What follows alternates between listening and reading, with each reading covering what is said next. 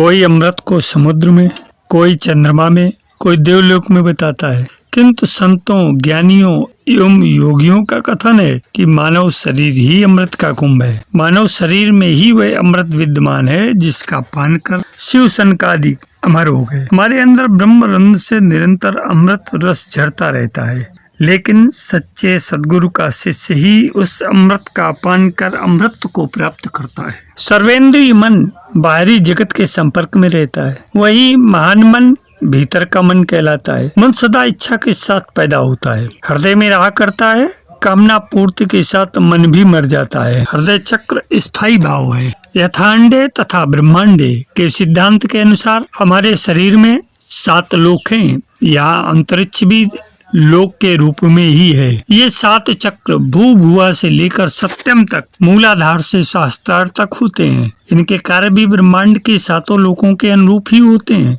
भू पृथ्वी है, हम पार्थिव प्राणी हैं। भू का निर्माण जल से होता है। भुआ स्वादिष्ठान जल का क्षेत्र है। भुआ चंद्रमा से प्रभावित क्षेत्र है। स्व नाभि केंद्र तेजो लक्षणा सूर्य केंद्र है। संपूर्ण शरीर में अन्न एवं ऊर्जा का वितरण यहाँ से होता है। गर्भस्थ शिशु को तो वाक स्पंदन तक यहाँ से प्राप्त होते हैं। भू भुआ स्व ये तीनों केंद्र ही वैश्वानर अग्नि के स्थान हैं। अहम वैश्वानरो भूत्वा प्राणिनाम देयमाश्रिता प्राणापान समायुक्ता पंचाम्यन चतुर्विधम। नाभि को मणिपुर कहते हैं। इसके ऊपर हृदय चक्र है। यह सृष्टि का महालोक है। अव्यय पुरुष महालोक में ही सृष्टि का बीजारोपण करते हैं। मम योनिर महद ब्रह्म तस्मिन् गर्भम दधाम्यहम् संभवा सर्वभूतानां ततो भवति भारते। महद ब्रह्मांड की योनि है, सारी सृष्टि का उद्भव स्थल है। यहीं पर अव्यय का प्रतिबिंब अहंकृति प्रकृति आकृति की भूमिका बनती है। मन की कामना ही सृष्टि है। नित नई कामना, नित नई सृष्टि, यही तो व्यक्ति का संसार है।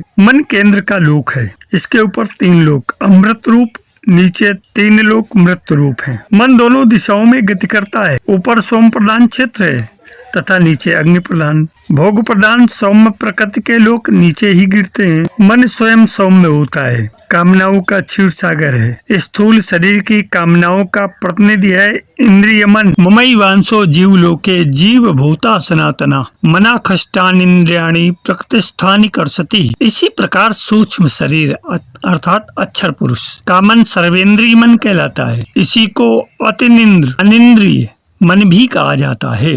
इसी मन के कारण सुषुप्त दशा में इंद्रियां कार्य नहीं करती। इस मन की शक्ति चंद्रमा है। इंद्रिय मन की शक्ति अंतरिक्ष सोम है। इसी प्रज्ञान मन का बुद्धि से संबंध होता है। इंद्रियां विषय इसी मन पर लाती हैं, जिनको मन बुद्धि तक पहुंचाता है। यही मन संस्कारों का केंद्र है।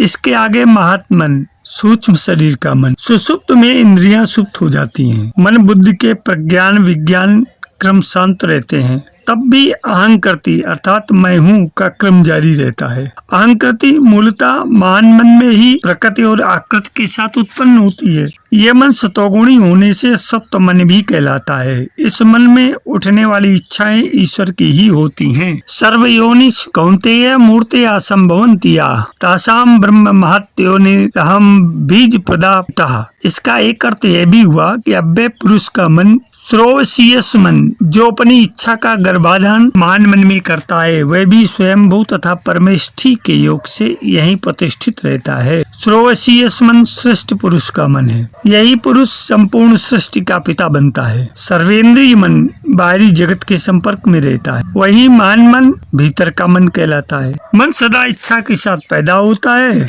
हृदय में रहा करता है, कामना पूर्ति के साथ मन भी मर जाता है। हृदय चक्र स्थायी भाव है। वह इच्छा के अनुसार ऊर्ध्वगामी अधोगामी स्वरूप धारण करके प्राणों को प्रेरित करता है, सृष्टिकर्ता बनता है। महालोक सूर्य के ठीक ऊपर परमेष्ठी का हिस्सा है। यहीं से सोम सूर्य में आहूत होता है। सोम का वायु जल को अलग करके बादल रूप तैयार करता है। जल अग्नि का शत्रु है, दूर तो करना ही है। यही बादल बरसकर पृथ्वी पर गर्भ धारण करवाते हैं। प्राणी, वनस्पति औषधि पैदा करते हैं। इसी से भूत सृष्टि अर्थ लक्ष्मी आगे बढ़ती है।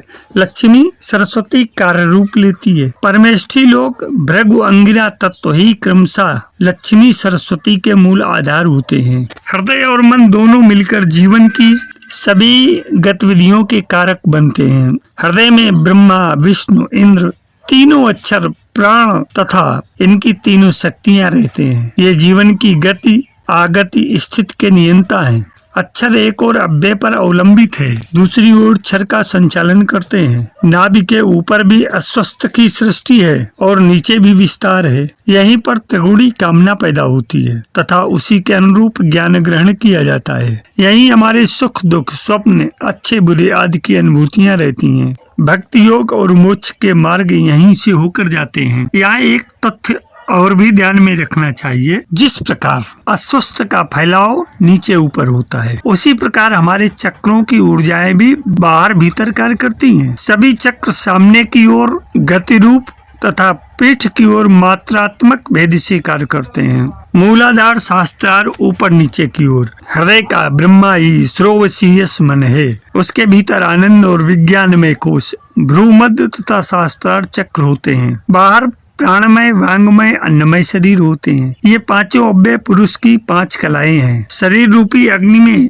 आकाशीय सोम निरंतर बरसता रहता है। सृष्टि महालोक के अंगे अमृत मर्त्य रूप 2 भागों में बढ़ जाती है। अक्षर क्षर के भी 2 रूप हो जाते हैं, अमृत मत्र। हृदय के ऊपरी भाग में मुक्त साक्षी अमृत कलाएं तथा नीचे सृष्टि साक्षी में मत्र कलाएं प्रधान रहती हैं। सूर्य का नीचे का अर्ध गोलार्ध छाया भाग होने से मत्त भाग है, अतः इसके आगे मृत्युलोक ही है। सूर्य से पृथ्वी तक वैश्वानर का क्षेत्र है। हमारा नाभि क्षेत्र सूर्य केंद्र है, जन्म पालन का प्रधान क्षेत्र है। हमारा अन्न यहीं जठराग्नि में आहूत होता है। शरीर की सप्त धातुओं का निर्माण करता है, इसी से सृष्टि विस्तार के बीजों का निर्माण होता है। अतः सूर्य ही सृष्टि का पिता कहलाता है। सूर्य किरणें ही जल सोख कर ऊपर ले जाती हैं, बादल बनते हैं, विद्युत के योग से बरसते हैं, इसी यज्ञ से अन्न पैदा होता है। हृदय का एक नाम अनाहत भी है।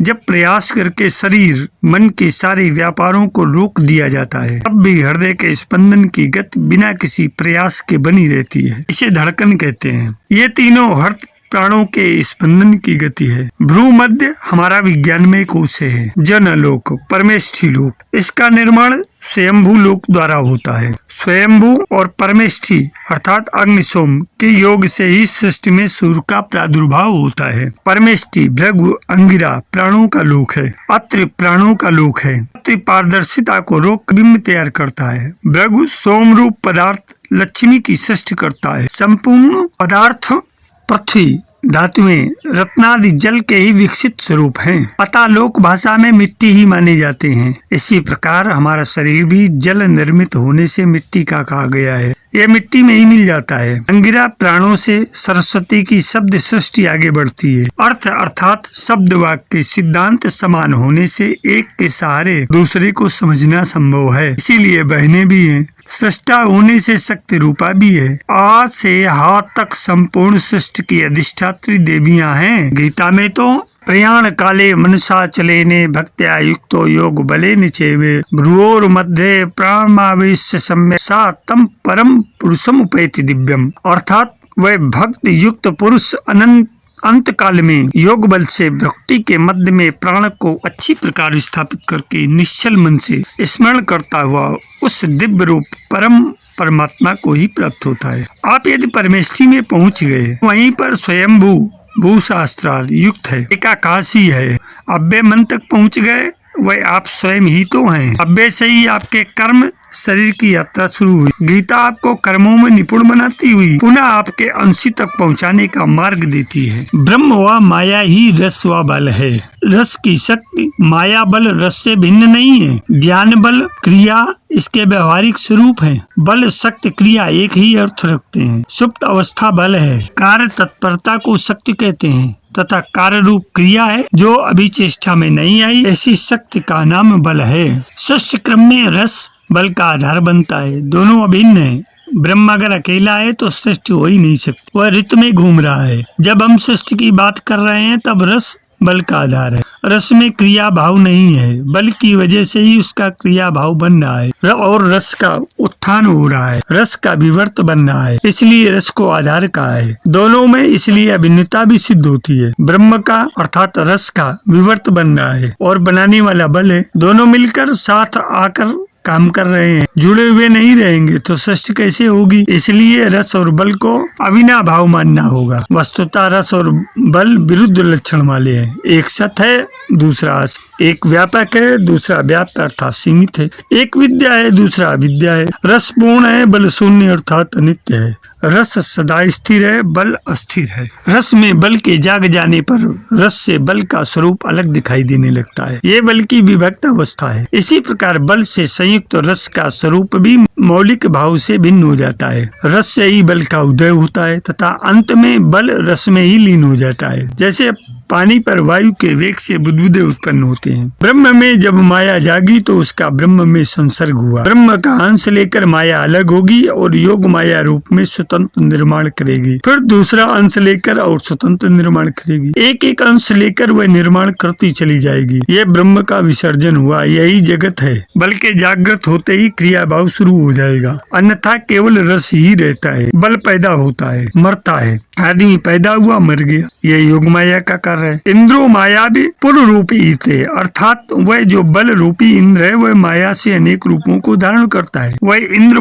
ब्रह्म से पृथक होकर संसार में अनेक रूपों में प्रकट होता है। बल को महागुणी इसीलिए कहा गया है क्योंकि सारे कर्म इसी से निकलते हैं, सारी क्रियाएं बल से होती हैं। बल को स्वलक्षण भी इसलिए कहा है कि ये जब सुप्त है तब तक कोई क्रिया नहीं होती। इस अवस्था को परात्पर कहते हैं। जैसे ही बल जागृत होगा तो सारे लक्षण क्रिया के स्वतः ही प्रकट होने लगते हैं। ये सारे लक्षण केवल कर्म के हैं, रस के लक्षण नहीं है। रस निष्कल, निष्काम, निर्गुण है। सृष्टि के सारे बल कर्म पर आश्रित हैं, इसलिए बल को महागुणी कहा गया है। ये गुण क्रिया भाव में नजर आते हैं। ये संसार ब्रह्म का ही विकास है। बल उस ब्रह्म में कर्म रूप है। कर्म क्षणमात्र रहता है, नष्ट हो जाता है। ब्रह्म नित्य सनातन है। सृष्टि के पूर्व अमृत में रस पूर्ण भाव है, वह सृष्टि में भी पूर्ण ही है।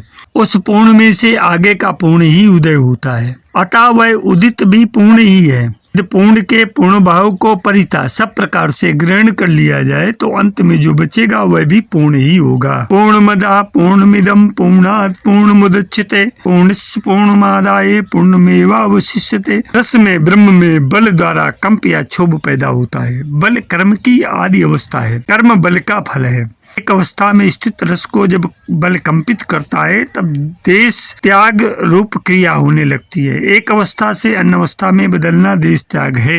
बल क्रिया अर्थात कंप तथा देश त्याग तीनों का आधार ब्रह्म ही है। क्षोभ जनित कर्म का आधार बन जाने से सृष्टि रचना हुई और अमृत तत्व या रस में अभिमुखता आ गई। यही ब्रह्म का भोग है, साकार भूमिका है। इतना हो जाने पर रस में ब्रह्म में विकार का स्पर्श नहीं होता। बल द्वारा क्षोभित होते ही बल में अमृत का आधान हो जाता है। इस अंतर प्रक्रिया में भोग की अनुभूति सत्तामयी बनती है। आनंदमय भोग अवस्था जहाँ आश्रय पा रही है वही भोगता है। ब्रह्म और कर्म को अमृत और मृत रूप कहते हैं। मरण भाव से जिसका स्पर्श भी नहीं होता वह रस ब्रह्म अमृत है। मरण धर्मा बल मृत रूप है। बल या कर्म स्वयं तो मरकर नष्ट होता ही है, अपने संसर्ग में आए हुए अन्य बलों को भी मारने या आवृत करने की चेष्टा करता है। अतः मृत्यु धर्म है। ब्रह्म में विभाग रूप अवयव है ही नहीं, अतः क्रिया वहाँ कंपन उत्पन्न नहीं कर पाती। ब्रह्म की सत्ता सर्वत्र है, उसमें कभी विकार नहीं होता। विकार तो देश काल और रूप के द्वारा होता है। व्यापक में ऐसा कोई भेद नहीं होता, न ब्रह्म का कोई रूप है जो विकृत हो सके। मेरे अध्यात्म प्रेमी जिज्ञासु मित्रों, जब तक मृत्यु अमृत में लीन रहता है उसका एक ही रूप अमृत रूप होता है, किंतु जब प्रजा में प्रविष्ट होता है तो अनेक रूप हो जाता है। अमृत मृत्यु का संबंध ही बंध कहा जाता है। उसी के अनुरूप भाव रूप विकार उसमें नजर आने लगते हैं। बल अमृत में लीन होता है। जहाँ कर्म लीन हो जाए वहाँ सर्जन नहीं होता, वह कर्म का शून्य स्थान है। विकास का थोड़ा सा आवरण मात्र कर्म के द्वारा हो पाता है। जहाँ सृष्टि होती है वहाँ रस की पूर्णता प्राप्त कर भी पूर्ण कहा जाता है। पूर्ण ही सत है, सत ही आनंद है, आनंद ही विकास है, विकास भी पूर्ण को ही कहा जाता है। अतः रस में लीन हो जाने पर बल भी पूर्ण हो जाता है। प्रकृति, विकास और सृष्टि, जीवन का अर्थ और विलय संबंध में आपसे परिपूर्ण चर्चा हुई। संभवतः आप लोगों ने ध्यान से इस बात को सुना, समझा और आत्मसात किया होगा। बहुत बहुत आभार। सफल जीवन की यात्रा के संग में आज इतना ही। धन्यवाद।